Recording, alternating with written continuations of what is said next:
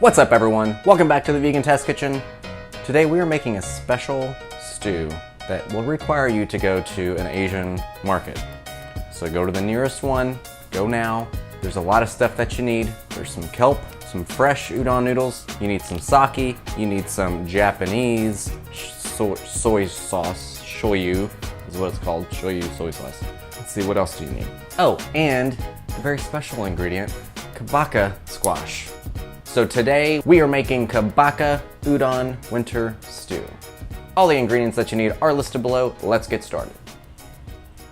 First thing you want to do is grab some ginger. We're going to chop this into 2 pieces. Grab a soup pot and we're going to start on the broth.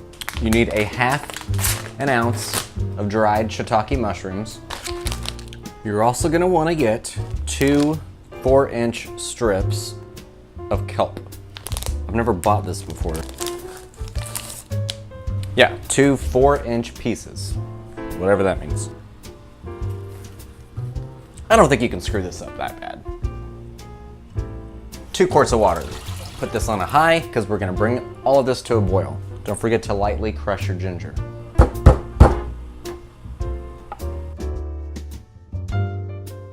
Shiitake mushrooms, sugar, shoyu or Japanese soy sauce.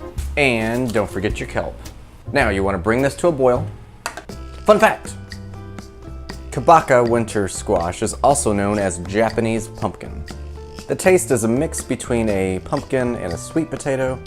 The flesh is a nice orange hue, which means it has lots of beta carotene, and we all know what that's good for. Peepers. And regular consumption of Kabocha squash also can help your complexion and reduce wrinkles and scars and all that good stuff. Or bad stuff, rather. So eat your daily Kabocha. Now that it's boiling, turn it down to a simmer, cover it, and cook it for 15 minutes. While that's cooking, go ahead and grab your other veggies and start prepping those. Now the Kabocha squash, we're not gonna peel. We are actually gonna eat the skin too. So I'm just gonna give it a good scrub and then we'll start chopping.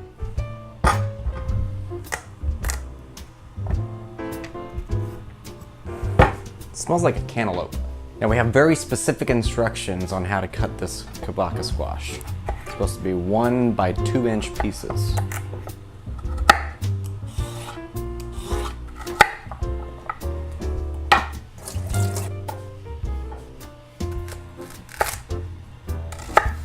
All right, this has cooked for about 15 minutes. So now what we're supposed to do is remove the kelp.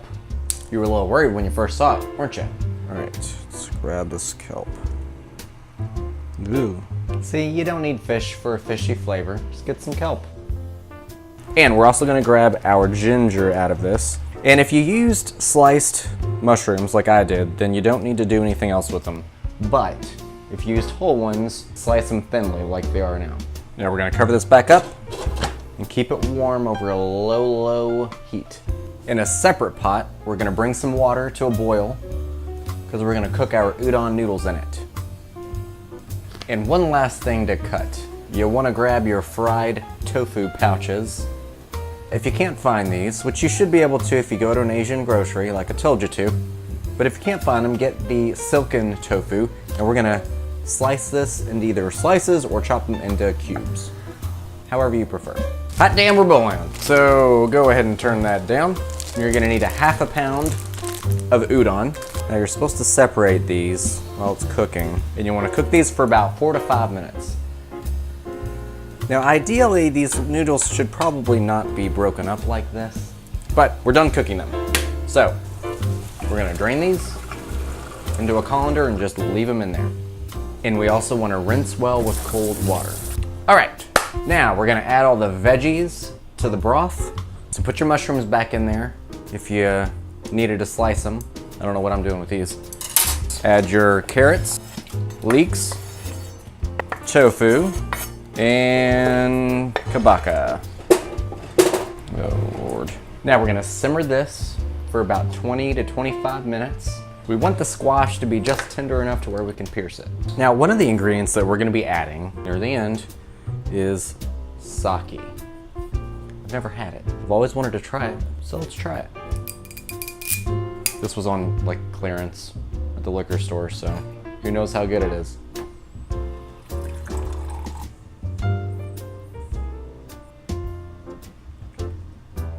Interesting. Not a huge fan. Tastes almost like a bitter wine. Yeah, probably wouldn't order this if I were out and about. Might also be why it was on clearance. We're almost done, so grab your scallions and chop them up. We're gonna use them for topping. All right, let's see how pierceable this squash is. Could probably use another 5 to 10 minutes of cooking, but I think we're pretty much good. Now we're gonna stir in the sake and the mirin, and then serve it. Now you might need to give your udon noodles a rinse, quick rinse of warm water if they're too gummy, so go ahead and do that. Let's try it. See how good I am with these chopsticks. Pretty much an expert. Call me the expert. So the broth is really good. Broth has a nice taste to it. The noodles are delicious. Let's get a little bit of that Kabocha squash. Never had it before. This is a very unique stew. I like the flavors. They're all a little different, but they all work together. And the Kabocha squash is good. I was, you know, a little, not like a huge squash fan, so I was a little weary of it, but it has a rich, nutty, slightly sweet taste. It's really good. And the fried tofu pouches, you know, they're good too. I'll eat tofu in pretty much anything. All in all, this is a unique, well-flavored, diverse stew. I give it a thumbs up. All right, y'all, if you think you'd make this, and if you're having an adventurous night, go for it. You should. I guarantee you, people will think you're awesome if you made it for them. Especially if they know that it was homemade, you know? Come on. If you liked it and you think you'd make it, hit a thumbs up. I would love you for it. Make sure to subscribe and comment and share and all that good stuff. I will see you all next time.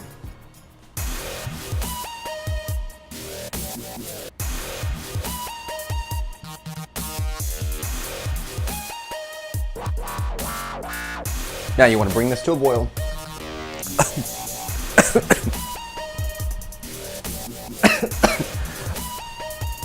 Now you want to bring this to a boil.